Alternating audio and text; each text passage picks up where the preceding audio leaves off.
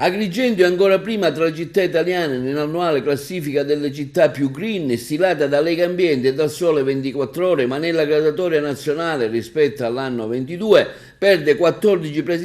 posizioni e precipita dal 58esimo al 72esimo posto.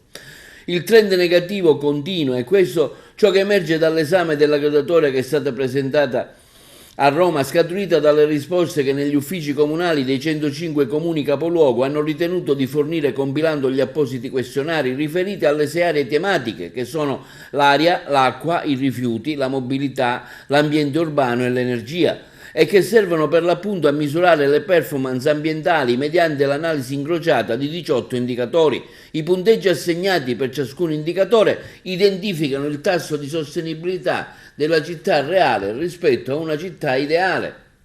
Per quanto riguarda Agrigento, andando a esaminare uno per uno i suddetti indicatori, la fotografia è spietata in ordine al consumo di suolo, che ci vede collocati nelle ultimissime posizioni, sia che si guardi al dato pro capite, siamo 103esimi, sia spostando l'attenzione all'utilizzo efficiente di questa risorsa, siamo al 100° posto. Per nulla incoraggiante la situazione della mobilità urbana, dove Agrigento naviga costantemente nelle posizioni di retrovia relativamente al trasporto pubblico urbano, con un'offerta deficitaria e una domanda che inevitabilmente non decolla e finisce per fare il paio con il tasso di motorizzazione privata che si mantiene altissimo, con la presenza di un ridotto numero di zone a traffico limitato e ancora minore di isole pedonali. Il bilanciamento delle criticità è legato quest'anno ai bassi livelli di inquinamento atmosferico e al dato relativo alla raccolta differenziata, ai consumi idrici domestici. Vale la pena sottolineare l'aggettivo domestici, in quanto la percentuale tra l'acqua immessa in rete e l'acqua effettivamente consumata dall'utenza per usi civili, industriali e agricoli continua a segnare il medesimo risultato immorale di perdite pari quasi al 60%. Circa il verde pubblico si conferma quanto già emerso negli anni passati. Agrigento si ritrova ad avere una percentuale ottimale come metri quadrati di aree verde pro capite, collocandosi a ridosso della cosiddetta top 10,